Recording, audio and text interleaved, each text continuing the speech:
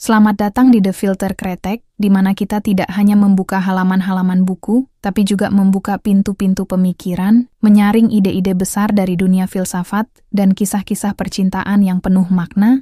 Jadi siapkan dirimu, ambil secangkir kopi atau teh, dan mari kita mulai perjalanan intelektual dan emosional ini bersama-sama, antara aku dan kamu. Yuk kita mulai, dan jangan lupa komen dan subscribe, oke? Di antara samudra hikmah yang tak bertepi, para ikhwan al-Safa, persaudaraan rahasia dari para bijak di abad keempat Hijriah, mempersembahkan kepada dunia sebuah risalah yang jarang disentuh, namun penuh dengan misteri yang tak habis diurai. Tajribat al-Huruf, eksperimen huruf. Sebuah karya yang menyibak hubungan antara huruf-huruf abjad Arab dan tatanan metafisis alam semesta. Seakan setiap huruf bukan sekadar simbol suara, melainkan kunci untuk membuka pintu-pintu pengetahuan yang tersembunyi. Para ikhwan menyusun huruf-huruf sebagai entitas hidup, sebagai alat penyingkap hakikat, bukan semata-mata medium komunikasi. Mereka percaya bahwa huruf bukan hanya representasi bahasa, melainkan partikel ilahi yang menyalurkan rahasia penciptaan.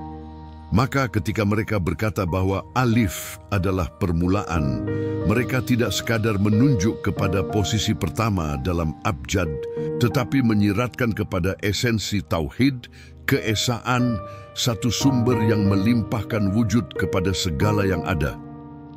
Huruf demi huruf dalam tatanan mereka memiliki makna kosmologis. Ba yang membuka kata bismillah adalah lengkungan keberadaan, isyarat kepada bentuk, kepada pembentukan makhluk dari titik asal. Jim dengan lengkungan dan garisnya adalah bayangan dari jiwa yang mengitari akal, dan setiap titik, setiap garis tak diletakkan secara sia-sia. Ikhwan al-Safa mengajak kita untuk tidak hanya membaca huruf, tapi merasakan vibrasi spiritual di baliknya. Mereka percaya bahwa seperti manusia memiliki tubuh, jiwa, dan akal, demikian pula huruf memiliki bentuk lahir, suara yang menggetarkan udara, dan makna batin yang menggetarkan jiwa. Dalam setiap gerak lidah menyebutkan satu huruf, terdapat resonansi antara ruh manusia dan ruh semesta. Mereka meyakini bahwa dalam struktur alam, segala sesuatu dibangun dengan ukuran. Sebelum lanjut, don't forget to comment, like, and subscribe, dan bilangan. Maka huruf-huruf pun mereka hubungkan dengan angka, menghidupkan kembali sistem abjad, di mana alif adalah 1, ba adalah 2, dan seterusnya. Ini bukan sekadar metode numerik, ini adalah pemetaan makrokosmos ke dalam mikrostruktur huruf. Huruf menjadi jembatan antara dunia materi dan dunia malakut. Dalam bab-bab panjang risalah ini, ikhwan menyajikan hubungan antara huruf dan unsur alam. Mereka memetakan huruf ke dalam tanah, air, api, dan udara. Mereka mengaitkan huruf-huruf dengan planet-planet langit, Venus, Mars, Jupiter. Mereka membicarakan qalb, hati, sebagai medan resonansi tempat huruf-huruf suci menurunkan pengaruhnya. Dan semua ini dijelaskan bukan dengan semata logika rasional, tetapi dengan bahasa intuisi dan filsafat iluminasi. Dalam satu bagian, mereka menceritakan kisah tentang seorang murid yang bertanya kepada gurunya, "Wahai tuanku, apa gunanya aku menghafal huruf jika tidak tahu maknanya?" Maka sang guru menjawab, "Huruf-huruf itu adalah seperti kunci. Jika engkau tahu bagaimana membacanya dengan hati, bukan hanya dengan lidah, maka engkau akan membuka pintu-pintu cahaya yang tak pernah padam."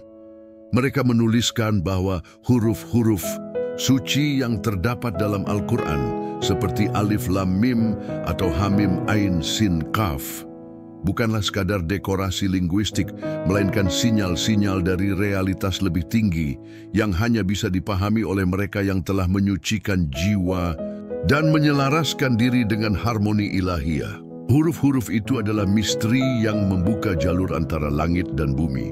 Dalam kerangka mereka, alam semesta sendiri adalah sebuah kitab agung. Dan huruf-huruf adalah ayat-ayat kecil yang merefleksikan struktur kitab tersebut. Maka manusia yang ingin mengenal Tuhannya harus terlebih dahulu mengenal huruf. Membaca bukan sekadar menafsir, tapi mengalami.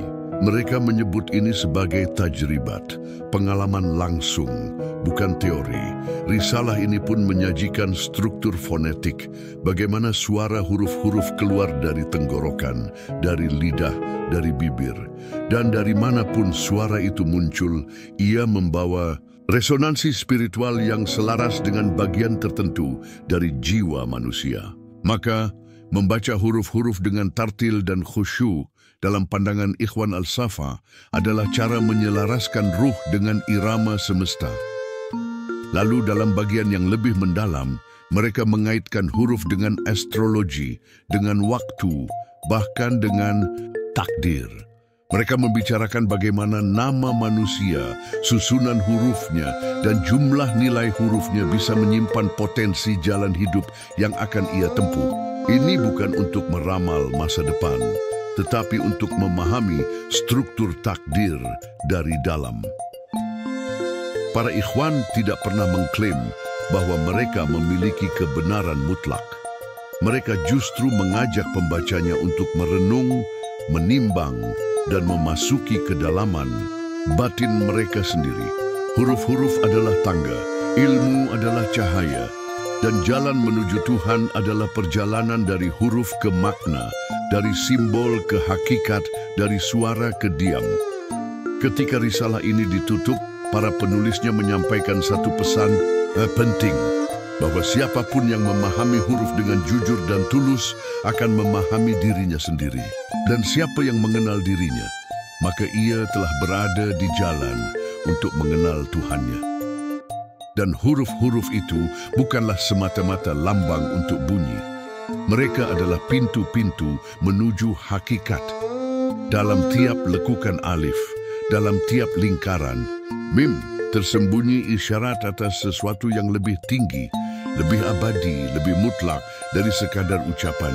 Huruf-huruf adalah archetype, dan bahasa hanyalah bayangan dari cahaya yang berasal dari Yang Maha Cahaya.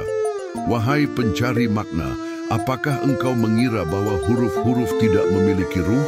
Sesungguhnya, dalam tiap huruf yang diciptakan, dalam tiap suara yang terucap, tersimpan rahasia rasa yang melintasi batas waktu dan ruang.